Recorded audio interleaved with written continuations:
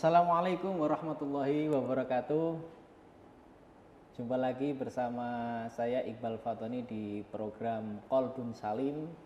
Tentunya masih bersama dai-dai muda dari Majelis Dzikir dan Sholawat Rijalul Ansor Kabupaten Banyuwangi, pengurus cabang Gerakan Pemuda Ansor, dengan tema-tema yang menarik tentunya yang akan kita bahas setiap harinya.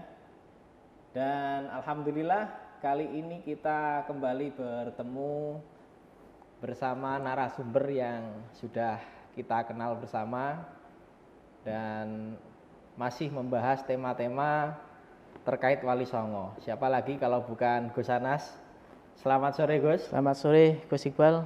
Sehat ya? Alhamdulillah. Hari ini? Alhamdulillah sehat. Alhamdulillah. Gus Iqbal. Alhamdulillah sehat. Okay.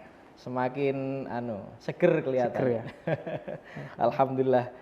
Baik Gus, kita kembali nih, kita teruskan obrolan-obrolan kita dari seri-seri sebelumnya. Karena kita ini lebih fokus nanti meneliti kembali ya, membicarakan kembali tentang sejarah-sejarah Wali Songo. Ya. Kali ini kita akan membahas tentang Sunan Ampel ya Gus ya. Iya, betul. Setelah kemarin kita membahas Maulana Malik Ibrahim.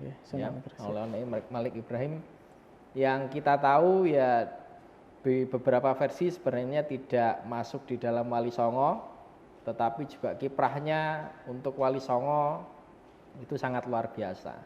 Nah, tapi yang tanpa ragu sekarang ini adalah Sunan Ampel adalah bapaknya para Wali Songo. Maha gurunya para Wali Songo. Baik, kita akan dengarkan ya Wali Songo, terutama Sunan Ampel. Jadi monggo Gus, silakan diawali. Oke. Terima kasih Gus Iqbal. Kembali lagi kita bertemu membahas tentang Wali Songo Gus. Oke. Ini sangat menarik bagi kita semua. Sebelumnya saya sapa dulu pemirsa yang ada di rumah yang dirahmati Allah. Assalamualaikum warahmatullahi wabarakatuh. Waalaikumsalam. Jadi kembali kita akan membahas tentang Wali Songo, Sunan Ampel atau Raden Rahmat. Raden Rahmat. Okay. Jadi sebelumnya kemarin kita sudah membahas tentang Gus siapa? Syekh Maulana Malik Ibrahim. Betul. Memang kalau Syekh Maulana Malik Ibrahim ini kita sulit mencari sejarahnya karena di awal perjuangan Wali Songo. Tapi kalau Sunan Ampel ini kebalikannya. Iya, ini saking banyaknya kita harus benar-benar membludak informasinya. Iya, informasinya membludak. Banyak penulis itu yang memberikan informasi yang sangat menarik dengan dasar-dasar yang cukup bagus. Karena memang kesuksesannya Sunan Ampel dalam menanamkan Islam di Nusantara. Okay.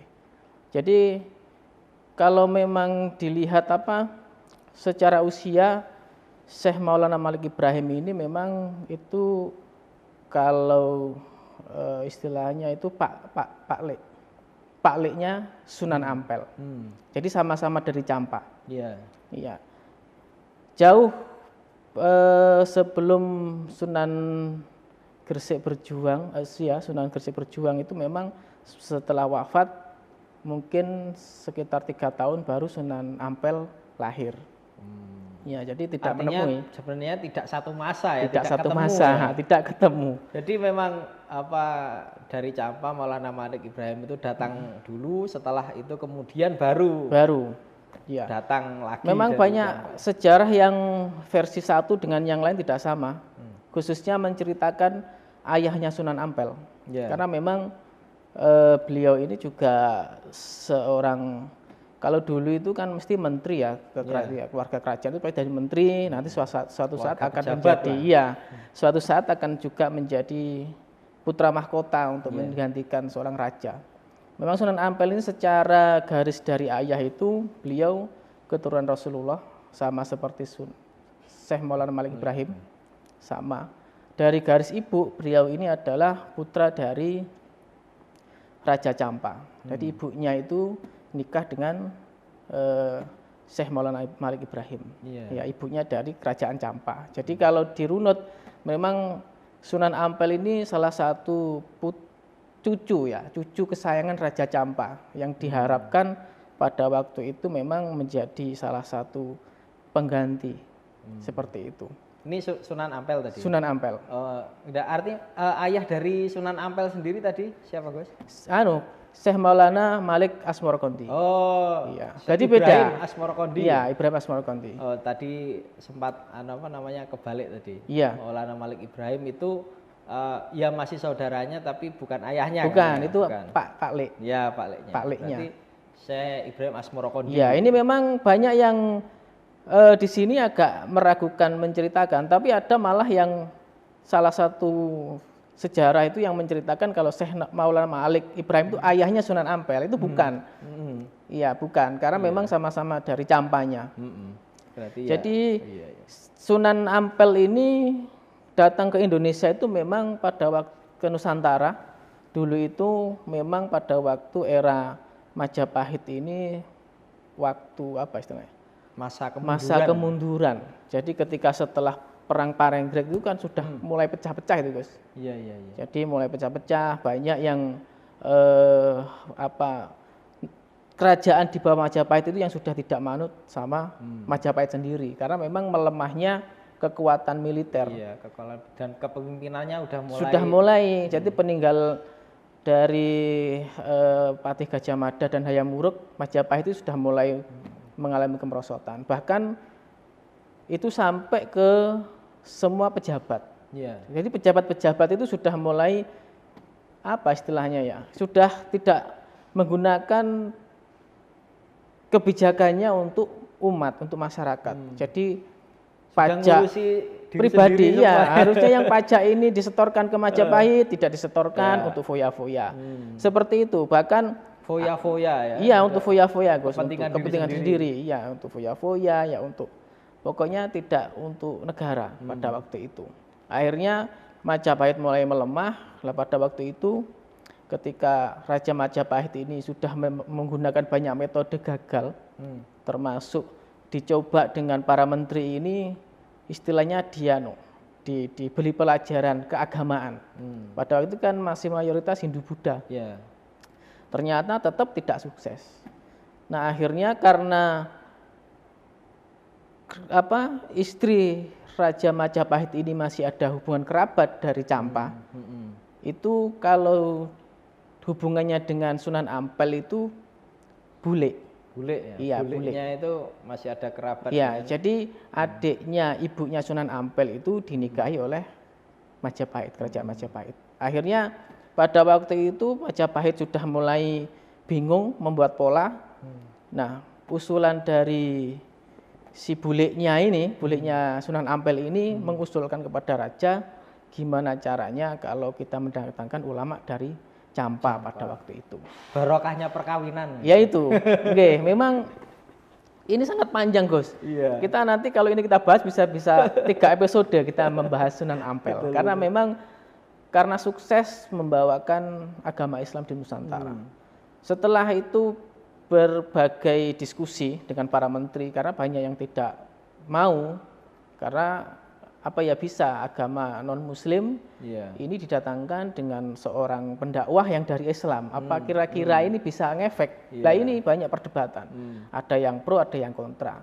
Tapi karena pada waktu itu memang kondisi Majapahit sudah mulai tidak ada jalan karena hubungannya bukan masalah ekonomi tapi sudah akhlak, sudah mulai merambah ke perilaku ya. Iya, perilaku. Akhirnya karena tidak ada pilihan lain, Ratu Suhita pada waktu itu kan memang kalau kerajaan itu keluarganya banyak, nanti siapa menggantikan, makanya itu yang menjadi simpang siur. Di era Ratu itu mengizinkan bahwasanya mendatangkan dai yang dari Campa.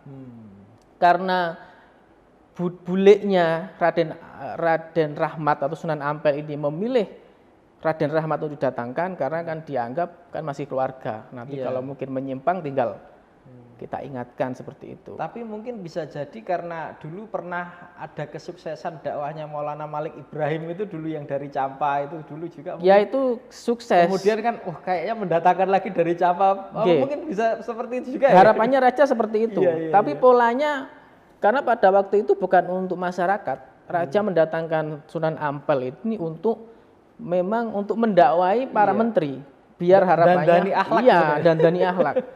Bene gelem patuh lagi dengan negara. Seperti itu memang. Setelah didatangkan, walaupun Raja Campa itu sangat berat karena memang Raden Rahmat ini, Campa kan sudah Muslim pada waktu itu, walaupun peradabannya sudah abad ke-7. Setelah beliau sudah merelakan, walaupun sebenarnya memang sangat berat, karena dianggap Raden Rahmat akan menggantikan sebagai Raja Campa, akhirnya direlakan demi dakwah. Datanglah ke Majapahit pada waktu itu. Nah, bukan tiba-tiba Sunan Ampel ini masih Raden Rahmat ya, belum Sunan Ampel itu. Ketika di Majapahit masih Raden Rahmat. Ali Rahmatullah. Ali Rahmatullah. Ya ini.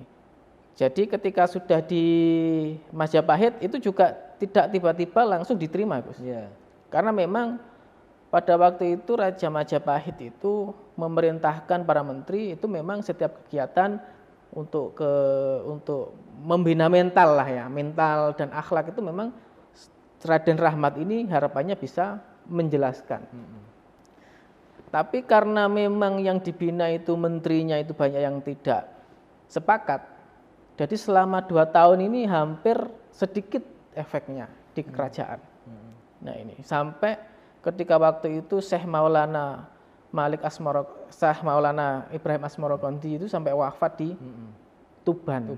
Ya, makanya itu juga sejarahnya juga sulit dicari beliau karena kan ayah sebelumnya ngantar Raden Ali Rahmatullah ini sudah pernah ke sini, pulang lagi ke sini lagi. Akhirnya kan sejarahnya kan ini yang mana gitu loh.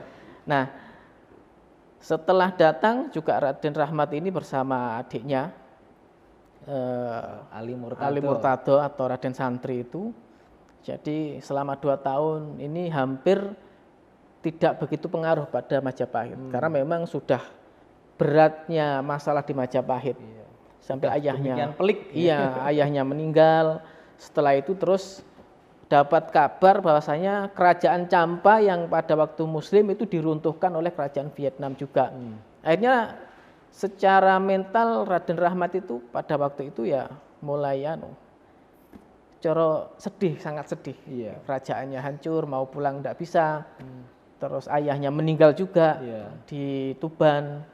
Jadi perjuangannya luar biasa. Nah, setelah ini dilakukan selama 2 tahun, baru beliau dinikahkan oleh Raja Majapahit, mendapatkan putri kerajaan.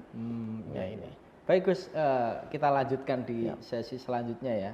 Sangat menarik sekali bagaimana Sunan Ampel ini berdakwah di Nusantara ini tidak semerta-merta begitu Gus ya. Banyak sekali pelik ternyata ya. Dan yang menarik tadi adalah ternyata Majapahit walaupun dulu pernah pada masa kejayaannya itu, ternyata di masa keteruntuhannya itu ada hikmah juga ternyata. Betul. Islam bisa masuk di situ. Bisa masuk. Jadi ya memang begitulah dunia berputar. Baik Gus, nanti kita lanjutkan lagi bagaimana perjuangan Sunan Ampel di sesi kedua. Jangan kemana-mana setelah yang lewat berikut ini.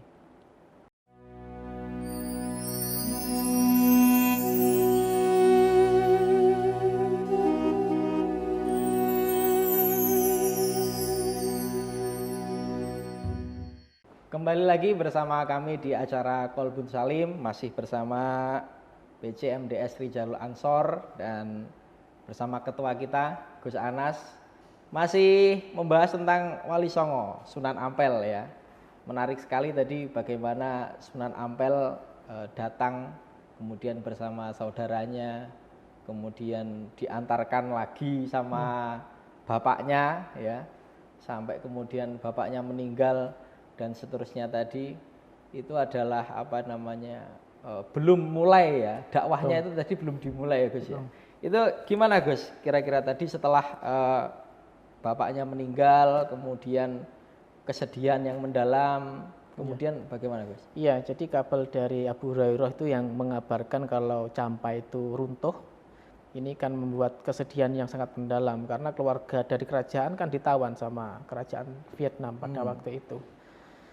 Jadi Campa ini juga kerajaan besar Gus, bukan kerajaan kecil. Bukan gemen-gemen. Iya, karena kalau tidak besar tidak mungkin itu punya hubungan keluarga dengan Majapahit. Jadi di sini kita, karena Sunan Ampel ini, beliau ini adalah tonggak ya peradaban Islam pertama, makanya banyak sejarah yang banyak versi, juga banyak apa istilahnya. Ya mungkin nanti ketika kita ceritakan ini tidak sama, ya memang beliau ini wali dengan banyak penilaiannya masing-masing. Jadi setelah dikabari Campa itu sudah runtuh, beliau mau pulang tidak boleh, baru dinikahkanlah dengan salah satu putri dari kerajaan Majapahit pada waktu itu. Nah, karena memang yang awal itu Raja Majapahit dipimpin oleh Ratu Suhita, itu yang mengizinkan, setelah itu digantikan dengan Prabu Brawijaya, Kertajaya itu yang akhirnya Raden Rahmat ini dibelilah sebuah lokasi atau tanah yang berada di daerah pesisir, karena memang perjanjian sebelumnya itu yang boleh dibuat dakwah Islam itu hanya daerah pesisir. Gitu. Karena melihat daerah pesisir itu yang boleh, akhirnya Raden Rahmat ini diberikan sebuah tanah di daerah pesisir di dekat apa istilahnya itu pelabuhan. Iya. Tanjung Perak itu. Tanjung Perak yang sekarang itu Surabaya. Ya itu. Surabaya. Makanya kalau kita ke sana itu kan sini Tanjung Peraknya, makamnya sebelah sini. Gitu. Iya, dekat sekali. Memang di situ karena memang itu perjanjian kerajaan. Islam boleh masuk dengan catatan bisa dakwah di sekitar Semenanjung. Ya itu ya pesisir dengan tidak memaksa. Karena pada waktu itu anaknya raja, otomatis Raden Rahmatullah ini langsung diberikan gelar apa? Adipati ya. Adipati. Kalau sekarang bupati lah ya, bupati yang bisa mengelola wilayah tersebut. Walaupun itu dulu dikelola oleh Lembu Sura ya. Ya, tapi kan secara spesifik Raden Rahmat di situ bisa mengelola daerah Ampel yang sekarang menjadi Surabaya itu. Ampel Denta. Ampel Denta daerah itu. Jadi pada waktu itu memang ditawari Sunan Ampel itu karena memang merasa senang mendapatkan putri, sudah diberikan lokasi untuk dakwah. Jadi beliau ini juga diberikan pasukan sama kerajaan, ditolak itu Gus. Iya, tidak mau. Terus diberikan langsung bangunan kantor juga tidak mau. Beliau langsung minta kepada Baginda Raja bahwasanya kepingin ke sana itu untuk membangun sebuah masjid sebagai pusat dakwah. Pusat dakwahnya ya. Jadi yang dibawa itu ya juga istri, hanya beberapa pasukan dan tukang. Yang beliau memang sudah kepingin dari bawah Gus, karena memang dari eksklusif dari menteri-menteri ini sudah mengenal, karena melihat dakwahnya Pak Leknya sukses dengan mendekati para masyarakat di bawah, ini akhirnya dicontohkanlah oleh Sunan Ampel. Mengadopsi dari sebelumnya ya. Berarti menarik sekali Gus. Berarti sama. Waktu Maulana Malik Ibrahim kan juga seperti itu. Yang dibangun itu waktu itu ya langgar itu ya, surau itu. Kemudian menarik simpati warga, dan Sunan Ampel juga begitu ya. Sama Gus. Ditawari yang lain, saya pengennya masjid dulu. Masjid dulu. Ini wali beneran.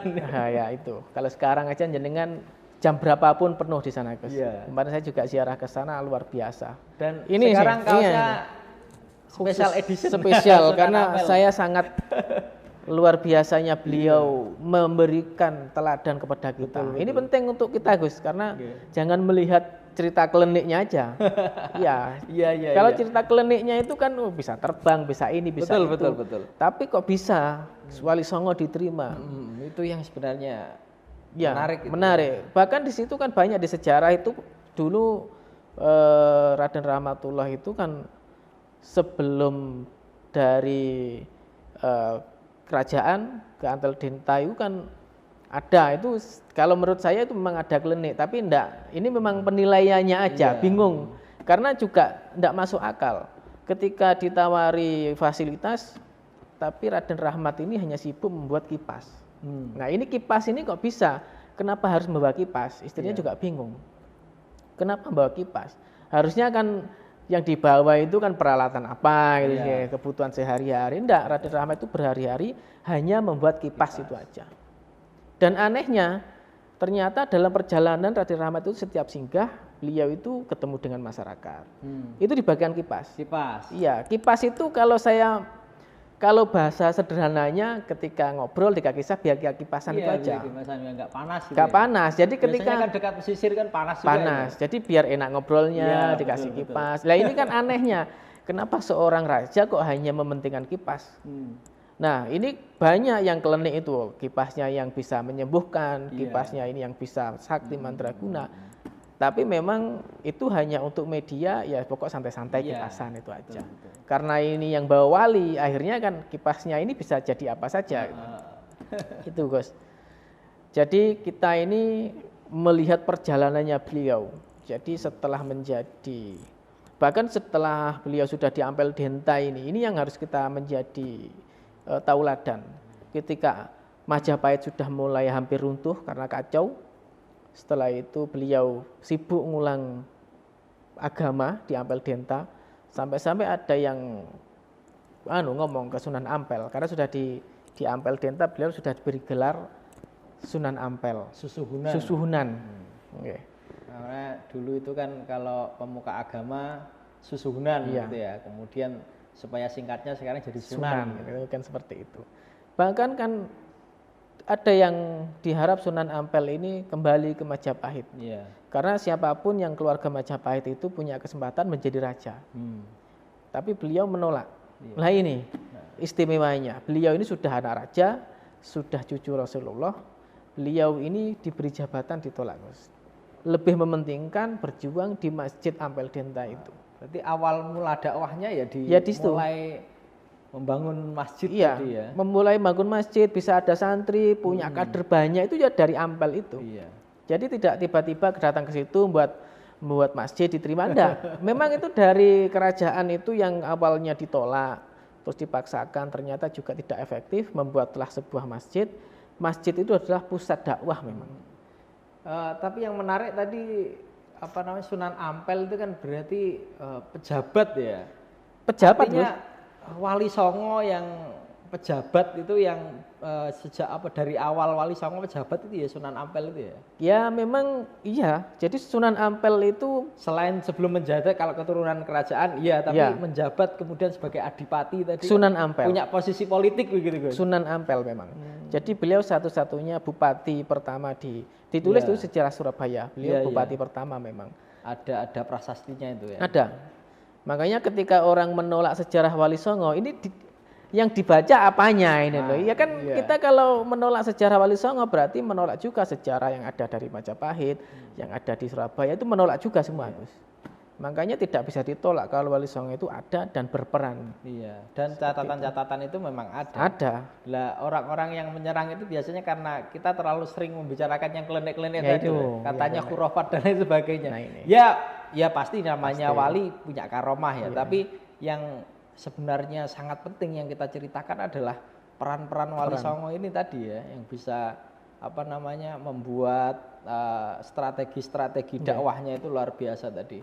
Mulai dari membangun masjid. Itu kan dari Ampel Denta tadi, dan bagaimana caranya mengambil simpati dari masyarakat dengan mengambil kipas itu tadi. Iya itu kan nggak masuk akal, kipas dibuat apa? Kan nggak aneh, kok nggak uang misalkan, kok nggak apa misalkan. Jadi bukan kesimpulan, ini menjadi pelajaran kita. Beliau ini seorang raja, juga cucu Rasulullah. Misalkan hanya ingin mengandalkan orang tua pun beliau juga akan sangat mudah. Tapi beliau sangat rela untuk berdakwah menjadi orang yang sangat sederhana. Kenapa sekarang itu kok makamnya rame? Itu kalau bukan karena orang yang dekat dengan Allah dengan cara yang sangat luar biasa, tidak mungkin. Selain membagikan kipas tadi, kemudian dakwah-dakwah dari Wali Songo tadi, yang jelas Sunan Ampel itu gimana, Gus? Yang jelas selain kipas itu hanya untuk dakwah mengenalkan Islam. Itu jadi ngopi lah Gus ya, ngopi. Karena kan di jalan kan enggak apa-apa kopi. kipas dibagikan. Yang jelas yang sangat berperan itu adalah pesantren itu. Pesantren itu. Iya, masjid itu yang awal mulanya menjadi pusat dakwah itu. Memang ketika sekarang ini dan hampir semua termasuk Sunan Maulana Malik Ibrahim itu juga dari masjid. Iya. Dari masjid barulah banyak yang belajar agama, punya banyak santri, punya banyak. Inilah yang menjadi. Berarti sebenarnya Sunan Ampel waktu ke sana itu kan sudah ada agama Islam. Sudah. Itu kan. Sudah. Jadi sebenarnya ya tinggal meneruskan ya. Ya karena Sunan Ampel ini raja, beliau ini punya anak-anak yang juga calon raja, Sunan Bonang, Sunan Derajat, termasuk Raden Patah itu kan juga itu kerajaan yang mantu itu. Apa namanya, Sunan Ampel ini yang kemudian menurunkan para wali-wali penerusnya betul. Itu ya. Iya semua, termasuk Sunan Derajat, termasuk kalau Sunan Gunung Jati ini ada dua versi, ada yang bilang itu mantu, ada yang ditulis itu adalah bukan mertua apa istilahnya, besan. Nah ini nanti kita teliti lagi lah Gus ya, mana yang karena memang. Tapi yang pasti anaknya tadi Sunan Bonang, Sunan Derajat, termasuk Raden Patah ini mantu, Sunan Giri ini mantu. Jadi semua ya dalam genggaman Sunan Ampel selaku masih ayah. Ada itu tadi apa? Dzurriyatan ba'du Mbak. Jadi hubungan kekeluargaan. Dan seperti zaman para nabi dulu kan begitu. Nabi-nabi itu masih ada hubungan kekeluargaan. Dan itu santri dulunya, Gus. Jadi santri yang dari Palembang, termasuk anaknya Aryo dari Palembang. Iya, sempat ada catatan kan sebelum ke Tuban kan mampir ke Palembang dulu. Mengislamkan Aryo Damar itu. Iya.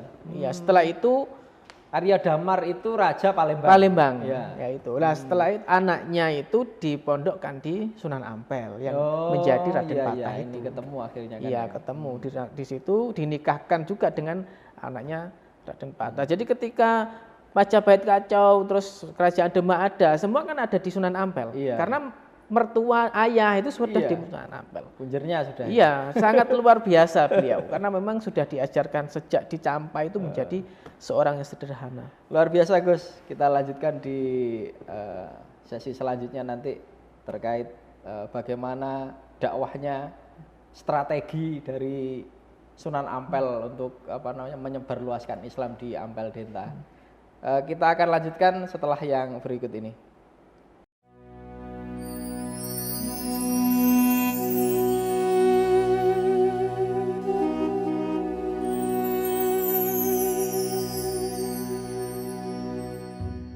Alhamdulillah kembali lagi pemirsa di Kolbun Salim masih bersama Gus Anas.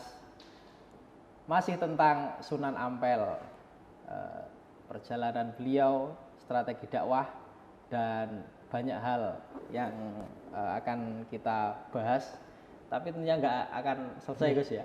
Menarik Gus, luar biasa. Nggak akan selesai. Tapi lagi-lagi bahwa kita membicarakan Wali Songo ini supaya anak-anak muda ini tidak kepaten obor. Jangan sampai pembahasan Wali Songo ini hanya berhenti pada bisa terbang, bisa berjalan di atas air. Itu akan sangat gampang sekali nanti diuji atau dibantah oleh orang-orang yang tidak percaya sama Wali Songo ya. Padahal faktanya kalau kita kuat luar biasa. Silakan banyak buku-bukunya Wali Songo, tapi yang sesuai atau by data itu silakan banyak, ada Agus Sunyoto, ada yang lainnya banyak. Baik Gus, kita lanjutkan tadi pembahasan Wali Songo yang dakwahnya luar biasa tadi. Selain setelah membangun masjid tadi, dakwah-dakwah Sunan Ampel di mana saja? Iya Gus, memang Sunan Ampel ini kan beda dengan yang lain. Beliau dihadirkan dari Campa ke Majapahit ini kan khusus untuk dandani akhlak, dandani perilaku, dandani akhlak. Iya, makanya Sunan Ampel ini beliau walaupun punya putra, punya menantu yang strateginya sedikit beda, tapi khusus Sunan Ampel ini yang menantunya ya termasuk Sunan Kalijogo kan menantunya, itu kan strateginya juga beda. Termasuk Sunan Giri beda, termasuk anaknya beliau Sunan Bonang kan beda. Khusus Sunan Ampel ini hanya syariat yang diterapkan, tapi tetap pendekatannya tetap. Karena awal-awal jadinya artinya. Karena memang beliau menghadirkan untuk dandani akhlak pada waktu itu, waktu Majapahit kacau, akhirnya pejabatnya ini sudah mulai tidak amanah, rakyatnya sudah tidak percaya dengan Tuhan dan pejabatnya. Akhirnya memang sangat beratnya di situ. Makanya yang paling terkenal sampai sekarang ini adalah 5 konsep dakwah Wali Songo itu tadi, yang Molimo itu. Molimo. Ya. Oh, itu konsepnya Sunan Ampel. Sunan Ampel itu. Memang beda ketika Sunan Bonang, Sunan Kalijogo ini menerima apa istilahnya tradisi masyarakat. Itu Sunan Ampel tidak menolak tapi juga tidak mau ketika dakwah ini harus dibarengi dengan tradisi-tradisi. Itu tidak mau karena khusus akhlak. Makanya di situ kan ditulis tidak minum, ya, terus tidak mencuri, terus apa lagi terus ada 5 itu tidak minum. Molimo apa? Tidak Molimo minum itu kan dari moh, 5. Moh 5 tidak melakukan 5 hal Iya, gitu kan? iya. Yaitu mabuk, mencuri, tidak ganja itu masuk medok, ya? Medok, ya. Tidak minum obat-obatan, madat, gitu kan? Sama apa tadi? Tidak minum tidak boleh ya, itu dilarang. Terus mencuri juga dilarang. Terus minum obat keras tidak boleh. Minuman keras, ya, obat-obatan. Zina tidak boleh. Zina itu. Ya, ada 5 itu. Memang beliau fokus untuk dandani akhlak pada waktu itu. Makanya di pesantren itu beliau tidak ngurusi yang lain, khusus di pesantren terus ngajak berdakwah. Makanya ketika sudah menjadi pendakwah santri-santrinya itu sudah diberi ruang kebebasan sudah. Kamu dikirim ke sana dengan kulturnya yang senang dengan tradisi, dikirim lagi ke sana. Tidak sama dari semua 9 wali itu. Karena memang syariatnya itu digodok di pesantren itu. Iya, di Ampel Denta. Iya, Ampel Denta ini. Memang luar biasa, Gus. Jadi kita sekarang ini bisa diambil hikmahnya. Wali Songo Sunan Ampel ini sampai sekarang kurang lebih 500 atau 600 tahun ya. Tapi namanya pun ini tetap ada. Bahkan makamnya pun ini luar biasa.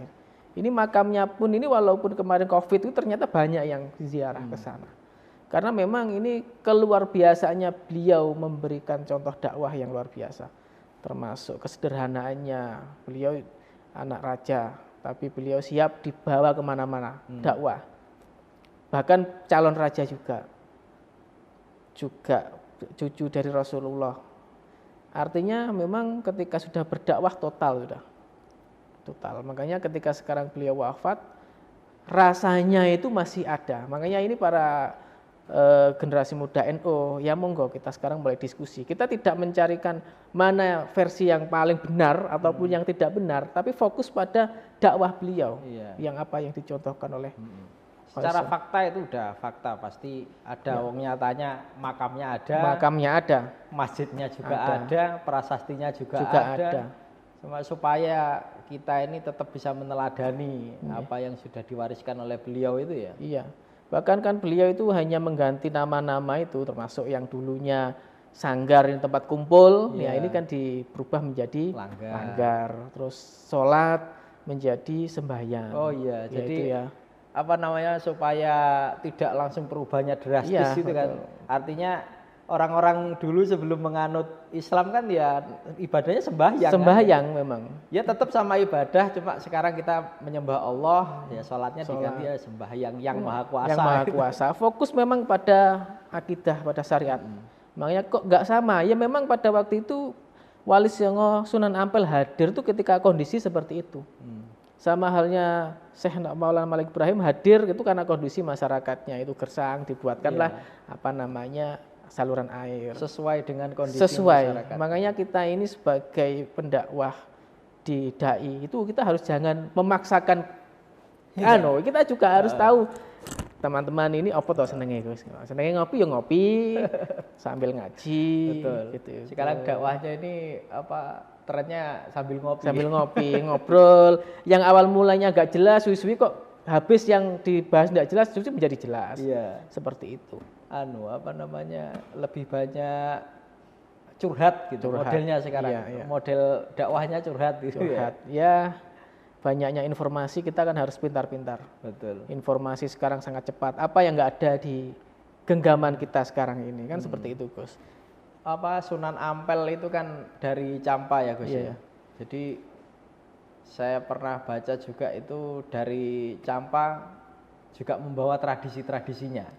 Tradisi-tradisi Campa yang kemudian menjadi tradisi sampai di sekarang. Jawa. Salah satunya ya tadi apa? Yaitu 7 hari, 7 hari itu sama itu. Itu dari Campa. Dari Campa. Termasuk panggilan ibu gitu kan. Iya. Ternyata panggilan emak itu dari sana itu. Iya, memang kan kita sering jangan-jangan 7 hari ini dari Hindu. Ya memang dulunya dari India ke Campa ke Nusantara memang. Itu kan banyak yang debat. Itu tradisi orang Hindu itu Buddha lah. Kita tidak bilang itu tradisinya, tapi memang sejarah di Campa pada waktu itu ketika orang meninggal terus diselamati, ya itu memang terus dibawa ke Nusantara. Makanya kenapa NU ini terus kiblatnya Wali Songo, karena memang NU ini kalau dulunya namanya NU berarti Wali Songo itu NU Gus. Iya. Cikal bakalnya NU ya dari Wali Songo itu memang banyak mengadopsi bagaimana cara-cara dakwahnya Wali Songo. Betul, dengan santai, dengan santun. Luar biasa. Luar biasa. Ini sangat luar biasa. Makanya di generasi milenial ini banyak informasi ini kita harus benar-benar bisa mensiarkan bahwasanya kita ini di Nusantara ini dulu memang ada yang bawa Islam ke sini, ada yang dakwah ke sini, terus setelah itu ada yang menyebarkan. Itu Gus, apa yang ajaran Molimo tadi menarik sekali. Itu kan juga banyak dibuat bahan para dai-dai kita untuk Molimo, Moh limo, moh itu tidak, limo itu 5 untuk menjauhi 5 hal. Itu ternyata yang pernah kita bahas di awal dulu kan sama seperti tradisinya orang Tantrayana itu, raja-raja Jawa yang dulu cara beribadahnya kan seperti itu, molimo, tapi molimonya bukan moh limo, tapi menjalankan 5 hal itu, yaitu menjalankan tidak minum, tidak main, berjudi, mabuk, mencuri, menghirup ganja, zina, ya kan? Itu malah ibadahnya raja-raja dulu itu, yang kemudian bisa naik kemudian menjadi siluman, tapi dibalik sama memang setelah Majapahit runtuh ternyata dengan adanya 5 yang dilakukan itu ternyata tidak bisa juga mengkondisikan Majapahit. Akhirnya juga bingung juga. Jadi ketika Majapahit runtuh, jadi itu sudah menjadi tradisi di kerajaan, minum juga tradisi, zina juga tradisi. Akhirnya itu kegiatan yang setiap hari dilakukan. Ternyata ketika kekuatan Majapahit itu melemah, itu ternyata menjadi masalah juga, Gus. Makanya kan sampai keberanian Raja Majapahit itu mendatangkan dai dari Campa itu karena sudah dilakukan banyak metode dengan pendakwah yang sesuai agama pada waktu itu ternyata tidak bisa mengangkat harkat dan martabat kerajaan. Akhirnya melihat Sunan Gresik itu loh kok bisa dengan sederhana, dengan ini, dengan itu hanya mengenalkan Tuhan, hanya mengenalkan sholat, loh kok bisa manut gitu loh. Akhirnya dicobalah mendatangkan dai dari Campa itu memang gunanya untuk mengangkat kembali kejayaan Majapahit pada waktu. Jadi ternyata degradasi akhlak itu ternyata bisa menghancurkan sekelas Majapahit itu kan rusak juga karena akhlaknya sudah mulai menurun. Akhlak rajanya, menteri-menterinya. Kemudian warganya itu pasti kan. Dengan seperti itu akhirnya uang yang harusnya masuk negara ternyata dihabiskan di korupsi untuk main perempuan, untuk minum-minuman, ya kan betul guys. Akhirnya negaranya kesulitan keuangan, membuat alat perang juga kesulitan. Jadi, intinya negara akan rusak ketika akhlak ini sudah mulai terdegradasi. Zaman bahasa sekarang degradasi akhlak katanya Gus. Jadi penurunan akhlak, apalagi pejabat-pejabatnya kalau sudah terbiasa dengan korupsi atau terbiasa melakukan molimo tadi lah. Akhirnya masyarakat melihat loh, ini kan pimpinan kita. Pimpinan kita yang harus kita patuhi, kita ikuti ternyata malah melanggar. Akhirnya masyarakat juga tambah nggak karu-karuan itu. Baik ya, memang Sunan Ampel ini tadi tujuan pertamanya adalah dandani akhlak seperti Rasulullah diutus ke dunia ini kan Betul. liutammima makarimal akhlak ya. Saya diutus ini ya untuk menyempurnakan akhlaknya manusia. Dengan cara ya Rasul sendiri mencontohkan akhlak tadi. Lah nyatanya Majapahit sebegitu luar biasanya, adidaya runtuh sebenarnya ya sepele sekali. Raja-rajanya itu sudah mulai memikirkan diri sendiri. Betul, gitu kan ya. Iya, sudah. Baik Gus, kita lanjutkan perbincangan kita Sunan Ampel, strategi dakwahnya yang harus kita banyak belajar dari beliau, yang harus kita ambil hikmahnya Gus. Kita akan kembali setelah yang berikut ini.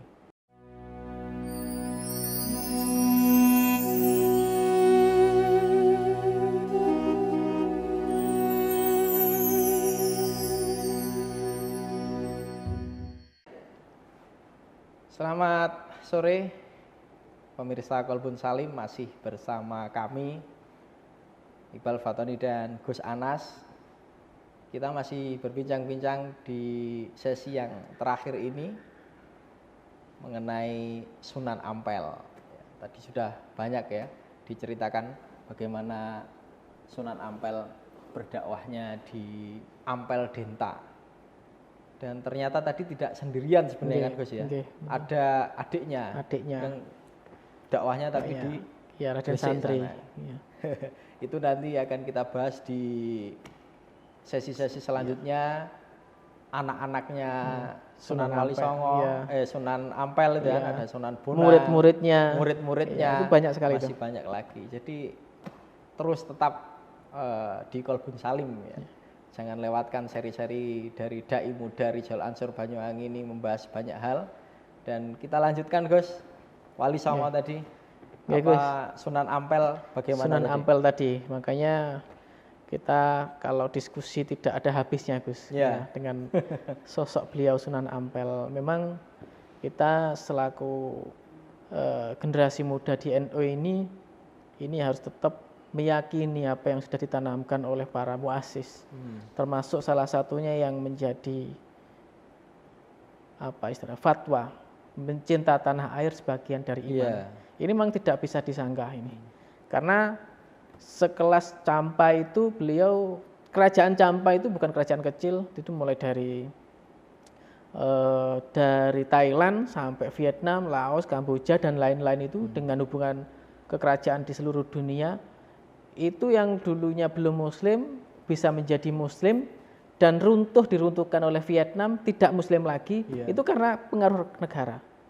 Makanya kalau sampai negara ini dikuasai oleh orang yang tidak bertanggung jawab ataupun orang kafir lah misalkan ya, bukan orang kafir, akhirnya nanti akan sistem kan rusak semua ini Gus. Makanya kita selaku generasi muda NU tetap harus kita pegang. Kita harus taat pada kiai. Ini harus tetap kita pegang. Artinya dakwah di semua dimensi harus kita masuk ya. Bukan hanya kalau melihat dari Sunan Ampel kan bukan hanya di musola, tapi kan beliau juga punya posisi politik ya. Kemudian dia itu bisa lebih nyaman menyebarkan itu. Jadi di politik, di sosial kemasyarakatan tadi. Semua dimensi dimasukin, jangan anti terhadap satu atau dua dimensi. Kalau kita ngomong Sunan Ampel, beliau seorang raja, bupati di situ. Beliau juga anak raja, calon raja tunggal di Majapahit. Beliau juga putra keturunan Rasulullah. Tapi beliau tetap kemana-mana. Dakwahnya juga bukan berarti ketika beliau ditugaskan di negara ya sudah di situ di kerajaan, menteri-menteri enggak. Ternyata juga sampai ke masyarakat yang paling bawah. Makanya kenapa Arya Damar itu putranya dipondokkan di sana, Syekh Maulana Ishak dipondokkan ke sana karena memang hubungannya itu satu, beliau ini seorang bupati, seorang kiai sekarang Makanya banyak yang percaya dengan keilmuan beliau, kewalian beliau dipondokkan di situ. Akhirnya jadi juga Gus. Jadi percayalah, bukan orang yang enggak tahu asalnya dari mana. Bukan, enggak mungkin Gus. Enggak tiba-tiba Wali Songo datang bisa terbang terus punya santri, enggak seperti itu. Juga santrinya juga beliau bukan orang sembarangan. Raden Patah ini darahnya dari Majapahit, bukan sembarangan.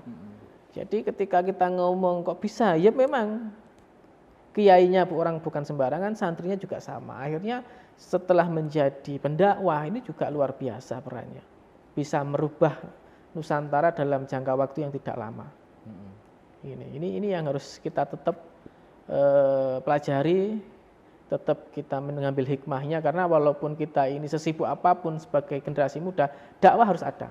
Sebagai pembisnis misalkan, ya harus tetap dakwah. Tidak ada waktu yang minimal hasil dari bisnisnya dikasihkan untuk bangun masjid, untuk dakwah ke organisasi. Seperti itu, Gus.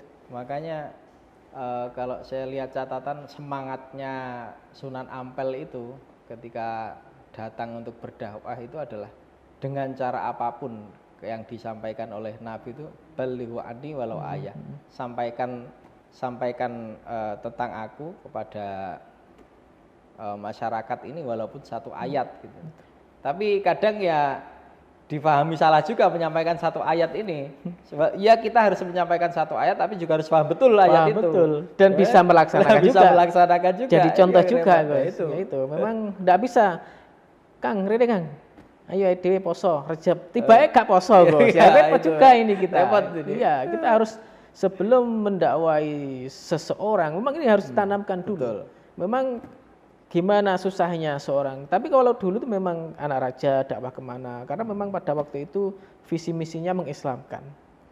Ya kalau kita tensinya sekarang apa mampu kita menjadi, misalkan kita nggak mau menjadi ya, kita hanya membayangkan seorang anak raja harus dakwah ke negara lain, setelah itu di sana juga tidak mudah, rumahnya juga hancur, ayahnya meninggal tidak di hadapannya. Ini kan luar biasa, Gus. Terus harus berdakwah sendirian. Ya ini kalau bukan karena pertolongan Allah dengan wali Allah, ini tidak mungkin ini. Betul. Ini makanya tidak boleh kita tidak percaya, apalagi ragu-ragu dengan adanya Wali Songo. Ini harus kita jihati. Ya, seperti temanya Gus Iqbal kemarin. Kemarin tema saya ini membahas jihad agak menggebu-gebu. Iya, itu. Ya sekarang jihad harus perang lah. Kita ini harus memberikan pemahaman secara utuh ini juga jihad. Ini karena kita jihad menghidupkan lagi nilai-nilai Wali Songo zaman sekarang ini ya. Iya, kita emang berusaha sudah. Karena nilainya ada semua di situ. Kita sudah mempraktekkan seperti apa contohnya. Saya tertarik tadi sebelum kita berdakwah itu kan kita harus minimal ya pernah melakukan dulu gitu ya. Itu mungkin yang menjadi keramatnya wali-wali Songo itu kayaknya ya.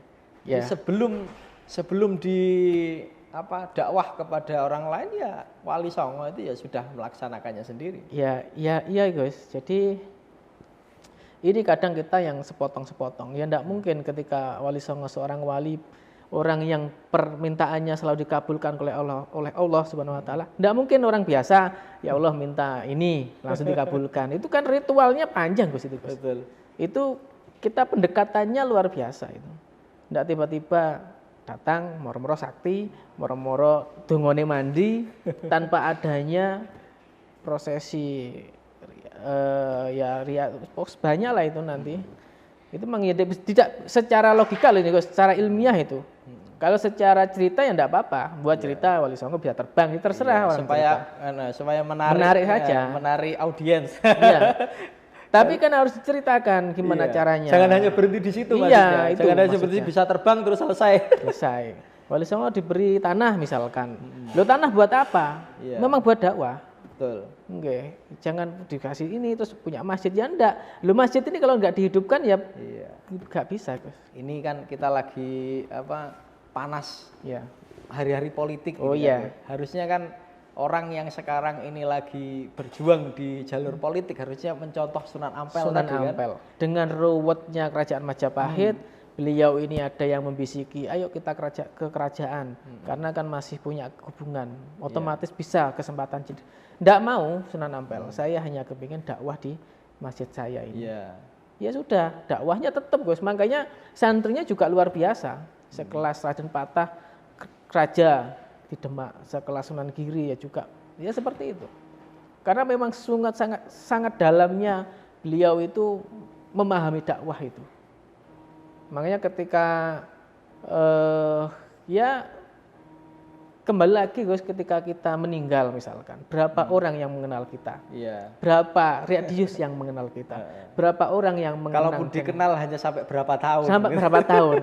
Kan seperti itu. Wali Songo itu sudah kita itu jelas ini kakek nenek. Itu kan enggak tahu Wali Songo itu kalau sudah 500 yang tapi semua mempercayai bahwasanya beliau adalah wali yang hadir di Nusantara ini. Ya itu sudah pasti itu ya. Pasti dan bagaimana tidak bisa didebat. Sunan Ampel sekarang kita lihat di Surabaya di makamnya itu masih bermanfaat sampai sekarang. Kemarin saya jam 2 Gus ke sana. Ini sebelum kesini, saya sowan. sebelum membahas Sunan Ampel sudah sowan dulu. Saya memang sudah pamit. Iya. Jadi saya Fatihah khusus izin saya ingin menceritakan beliau. Sampai saya beli ini. Nah, ini kan spesial ini ya. Ini memang besok saya Sunan Giri sudah ada kaosnya belum? Tapi kalau khusus ini karena saya rasa beliau ini adalah punjernya. Iya. Saya kesana itu punjernya betul. Izin menceritakan seorang pendiri penyebar agama Islam. Iya. Biar nanti kita ditata. Iya, tentu. Apalagi kita di Rijalul Ansor yang geraknya di medan dakwah ya. Betul. Itu kan ya kita harus bertawasul ya. Bukan berarti meminta kepada beliau, tetapi kan lewat wasilah beliau gitu kan, supaya diantarkan yang baik gitu. Ya, bagaimanapun kan Tuhan itu punya orang yang dicintai. Iya, betul. Yang dicintai ya seperti presiden itu punya ajudan. Iya, betul. Kita mau langsung ke presiden, siapa kamu gitu. Iya, ya minimal kita dekat dengan ajudannya. Betul. Dekat dengan ada yang menyampaikan ya. Minimal saya dekat dengan presiden ini sudah sama halnya dengan Tuhan, dengan Allah SWT juga punya orang-orang yang dikasihi. Makanya ketika kita minta doa di makam jangan dianggap kita minta ke kuburan. Iya. Tetap ya Allah mintanya gitu. Itu yang banyak disalahpahami orang. Atau jangan sampai yang ziarah sekarang itu yang tidak paham malah meminta ke kuburan itu juga salah itu. Tidak boleh. Memerangi juga itu. Iya, kita juga jangan dikira kita ini nggak memerangi orang-orang seperti itu ya, Guys. Gitu kan. Jangan berarti makanya ada dupa, bukan dupa ini karena wanginya itu. Iya, kita juga sarjana kuburan, tapi juga memerangi orang-orang yang memuja, meminta kepada kuburan itu kan. Kelasnya kan masih dai lokal. Iya. Untuk menuju ke Allah ini juga butuh ajudan bisa. Iya, yang bisa menyampaikan lah. Iya, seperti itu. Baik, Gus. Menarik sekali, tapi terpaksa ini waktu juga yang harus mengakhiri kita, Gus.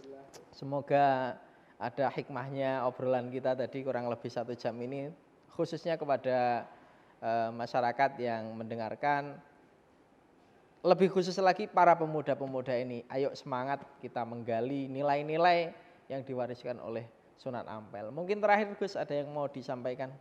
Ya, tadi di depan sudah banyak yang disampaikan. Intinya kita harus menyontoh kesederhanaan Sunan Ampel, kesemangatan Sunan Ampel, dan begitu luar biasanya beliau perjuangan di dakwah. Jadi beliau tidak tergiur jabatan, tidak tergiur dengan apapun, fokus berdakwah. Baik, fokus berdakwah. Kalau dulu dakwahnya itu mengislamkan orang yang belum Islam, jangan sampai sekarang kita itu mengkafirkan orang yang sudah Islam. Kira-kira begitu, Gus. Terima kasih.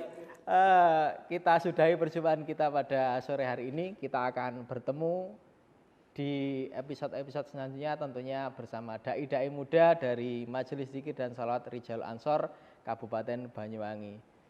Saya Iqbal Fatoni dan juga Gus Anas pamit undur diri. Ada salah kata kami mohon maaf. Wallahul muwaffiq ila aqwamit thoriq. Wassalamualaikum warahmatullahi wabarakatuh.